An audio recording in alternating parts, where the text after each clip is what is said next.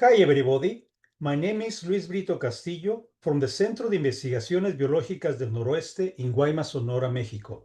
It is a pleasure for me to talk about the North American monsoon, which is an important feature of the atmospheric circulation over the continent, widely documented in literature that dates back almost 100 years. The domain of the North American monsoon is large, extending over much of the western United States from its region of greatest influence in northwestern Mexico. During the talk, I will address the following topics of interest. 1. The characteristics of the summer climate, which includes important orographic regions as a factor of the rainfall progression. I will explain dominant planetary scale atmospheric circulation over the region. I will show you animated maps showing daily rainfall pattern in the North American monsoon. 2. I will discuss wind reversal and midsummer peak signal. And finally, I will explain a shift of the maximum rainfall during the midsummer.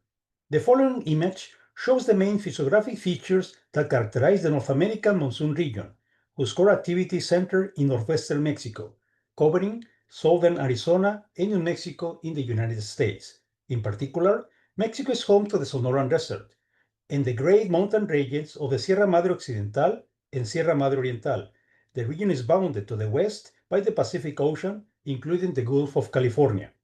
In this region, summertime sea surface temperatures at middle and subtropical latitudes along the Pacific coast are mainly cool, on average less than 25 degrees Celsius, but the surface temperatures in the Gulf of California and tropical eastern Pacific are warm, more than 28 degrees Celsius.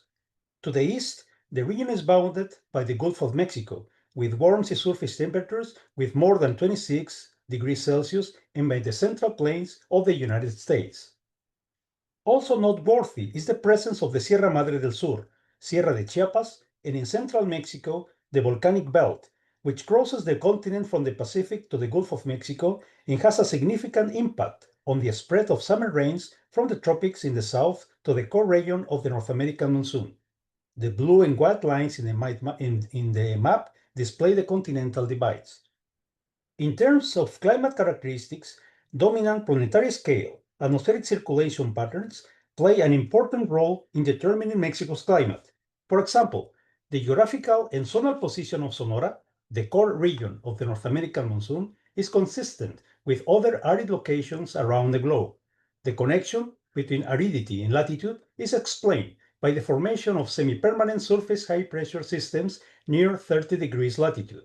These high-pressure systems are associated with descending air and bring clear, dry, and warm weather.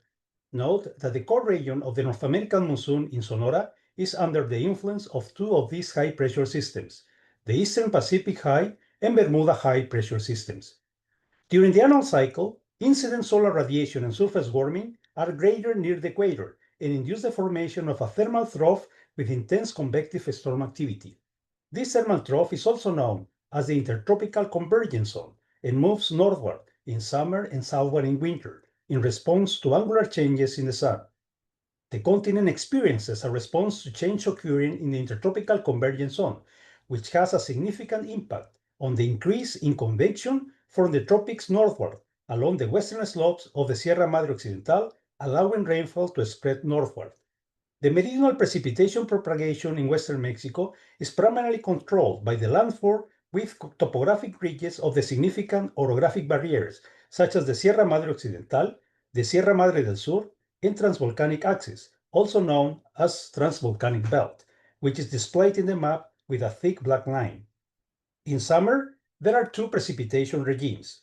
In the south and southeast of Mexico, intrasummer drought is observed, with a relative minimum of rainfall between July and October, while in the north, the North American monsoon dominates, with a peak signal in midsummer. In the extreme west of northwestern Mexico, rains are produced by the entrance of extratropical cyclones, so they are only observed in winter. To address the issue of the daily rainfall field in Mexico, let me show you an animated maps. But first, look at the map where you can see the distribution of the weather stations with more than 30 years of records, whose observations were used to calculate the climatology of daily precipitation in Mexico. What we did was to calculate the historical average daily precipitation with a simple formula. where lowercase n is the number of historical observations for the ith Julian day for the jth station, and uppercase n is the number of stations. Let me open the file with the maps animation.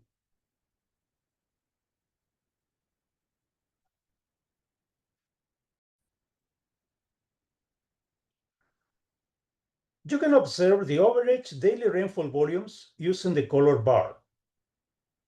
The annual rainfall cycle in western Mexico begins in May, along with a shift of the intertropical convergence zone position during the northern hemisphere summer. The resulting configuration combines with easterly waves from the Caribbean Sea and flow from the Gulf of Mexico to directly influence the mountains in southern Mexico. In May and June, convection and precipitation initiate over the southern slopes and propagate northward, resulting in a first precipitation maximum. Over south-central Mexico, the midsummer drought develops, with a late July, early August relative minimum that follows a secondary maximum. These facts define a typical bimodal rainfall distribution associated with an anticyclone over the intertropical convergence zone. Other variables, such as sea surface temperature and tropical cyclone frequency, also display a temporary decline during the midsummer drought season over the eastern Pacific. Concurrent with precipitation reduction during July and part of August, northwestern Mexico experiences a precipitation increase following an abrupt onset in late June that spreads northward along the western slopes of the Sierra Madre Occidental, producing two distinct regimes. Precipitation increase occurs along with more vertical moisture transport by convection and southerly low-level winds through the Gulf of California. These facts are in response to a surface pressure gradient and disruption of the thermal equilibrium between the tropical Pacific and the Gulf of California. From July through September, the monsoon is fully developed, while the heaviest rainfall accumulation occurs west of the Sierra Madre Occidental, establishing the midsummer peak signal. However, after mid-September, precipitation diminishes in response to a southward shift of the North American upper-level anticyclone, weakening of the land heating and southerly flow, and eastward retraction of the North Atlantic subtropical high. Concurring with these features, a secondary late summer peak in precipitation complements the annual cycle in southeastern Mexico with the midsummer drought in August, September, October.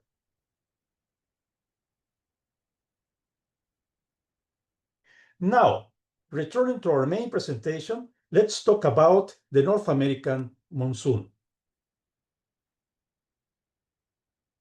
The official definition of the term monsoon is persistent surface wind flow pattern caused by differential heating that changes direction from one season to another.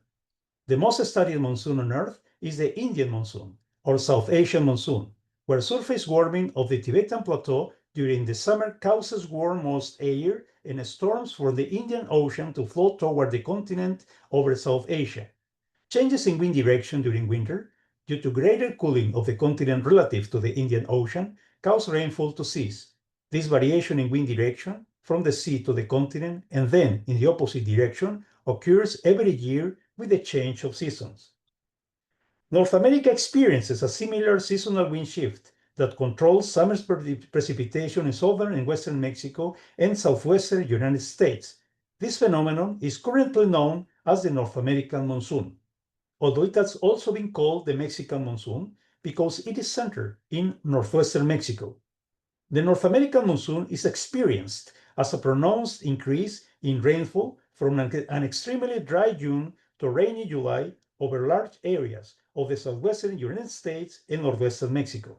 These summer rains typically last until mid-September, when a drier regime is reestablished over the region. The characteristic feature of the North American monsoon is a single peak of precipitation from July to September, as can be seen in the map. The storm activity of the summer monsoon season from July to September can produce large amounts of precipitation over Sonora and accounts for the largest proportion of the region's annual total. Some elevated areas of Sonora receive more than 70% of their annual rainfall during the months of July to September, with precipitation totals exceeding 150 millimeters in July alone. There is enormous seasonal variability throughout the region associated with the storm activity and precipitation volume. active periods of convection are often followed by periods of calm activity. This variability appears to be related to large-scale adjustments in the position and intensity of the East Pacific and Bermuda high-pressure systems. The easterly waves producing moisture surges north of the Gulf of California may strengthen monsoon storm activity north of Sonora, while the weakening of the Bermuda high-pressure system and the increase in dry flow from the southwest from the Pacific may suppress storm activity to the south. The other characteristic of the North American monsoon is a seasonally reversing circulation pattern from summer to fall in response to land-sea thermal contrast.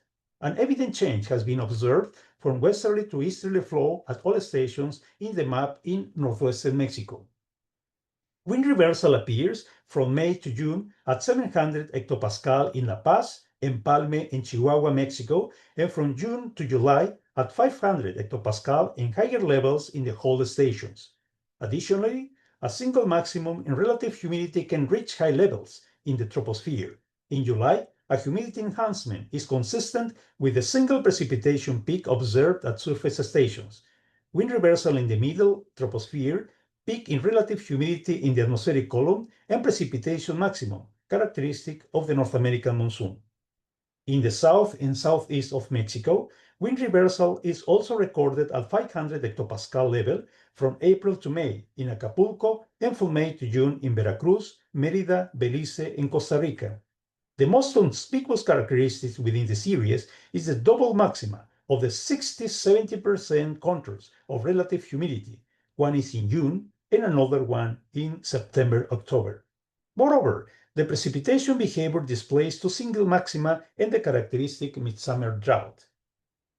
Relative to atmospheric flow development, you can see that the mean winds estimated at 500 hectopascal show that from May to July, anticyclonic circulation shifts northwestward. In relation to atmospheric flow development, you can see that average winds at 500 hectopascal show that from May to July, the center of the anticyclonic circulation moves northwestward from its initial position in southeastern Mexico in May to its northernmost position near 35 degrees latitude in July in northern Mexico. The northward shift in anticyclonic circulation is consistent with the change in wind direction in the core region of the North American monsoon, showing that westerly winds dominate in May, while easterly winds dominate in July. The same configuration is evident at 700 hectopascal, particularly over the Pacific coast catchments through the flow is stronger over the tropical Pacific, indicating moisture entering Mexico from the Caribbean.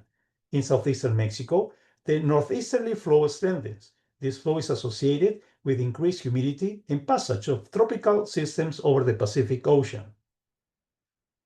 At 900 hectopascal, the flow along the Pacific coast is onshore.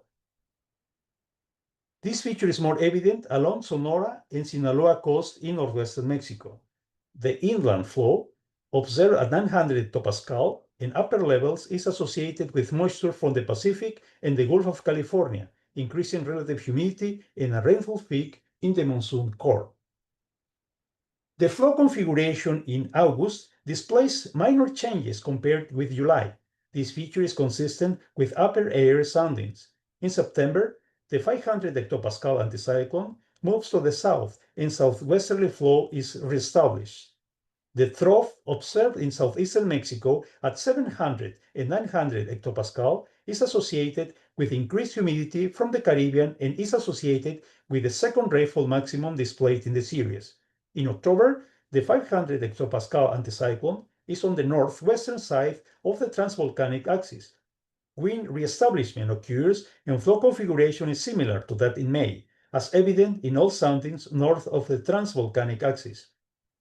At lower levels, flow in southeastern Mexico is associated with less humidity and most sounding except for Costa Rica. Relative to the moisture sources to the North American monsoon, the question has not been completely resolved, although there is consensus that the eastern Pacific of the Mexican coast and not the Gulf of Mexico provides the greatest amount of water vapor for the North American monsoon west of the continental divide. For the Sonoran Desert region, a recent analysis of atmospheric water vapor flux for the Gulf of California shows The time mean moisture transport is dominant over that of transient flux, although the role of transient flux may be more critical for actual precipitation episodes over the region. In the North American monsoon region, there is a shift in the occurrence of maximum precipitation from July maxima for inland high elevation, a tendency for low elevation stations to possess August maxima near the Gulf of California on mainland Mexico along the coast, and a majority of September maxima across Baja California Peninsula. This late season maximum across Baja California is attributed to an increase in tropical storm landfall during this period. So the last issue to be discussed with you deals with a stationary anomaly or pattern incoherence in the seasonal distribution of warm season rainfall in western Mexico. The anomaly is evident in the map of the month of maximum precipitation variability over northwest Mexico. As you can see, instead of occurring progressively as latitude increases, the month of maximum precipitation displayed by the black points in the map occurs in July in the southern part of western Mexico and along the main axis of the Sierra Madre Occidental to the north. In the central portion of the region, displayed by white points, the month of maximum precipitation occurs in August. The month of maximum streamfalls occurs in a similar spatial pattern by shift one month later. The disruption in the occurrence of the month of maximum precipitation distribution in northwest Mexico and subsequent streamfall is likely influenced by the complex thermodynamic interaction between the orography of the Sierra Madre Occidental and the regional monsoon circulation. In the case of Nayarit, the recurring intrusion of moisture during the wet season, mostly in August, gives rise to the hypothesis that the controlling mechanism for the spatial anomaly may reside within the North American monsoon region itself, and therefore be comparatively less influenced by forcing originating external to the monsoon system, such as remote sea surface temperatures and the large-scale circulation. We discussed the possibility that the deep canyon of the San Pedro Mezquital River Basin serves as a pathway for moisture to be steered into the continental interior through the Sierra Madre Occidental. The existence of such natural passage for moisture intrusion between the coast and the Mexican plateau implies a possible direct connection between Eastern Pacific moisture and rains that fall in the Altiplano. The elevation for the Basin Divide and Continental Divide is quite lower than it is in other regions of the Sierra Madre Occidental. The displacement of the divide combined with a relatively low elevation appears to permit significant penetration of the moisture into the continental interior. More information you can find in my paper that I share with you. Thank you very much for your attention.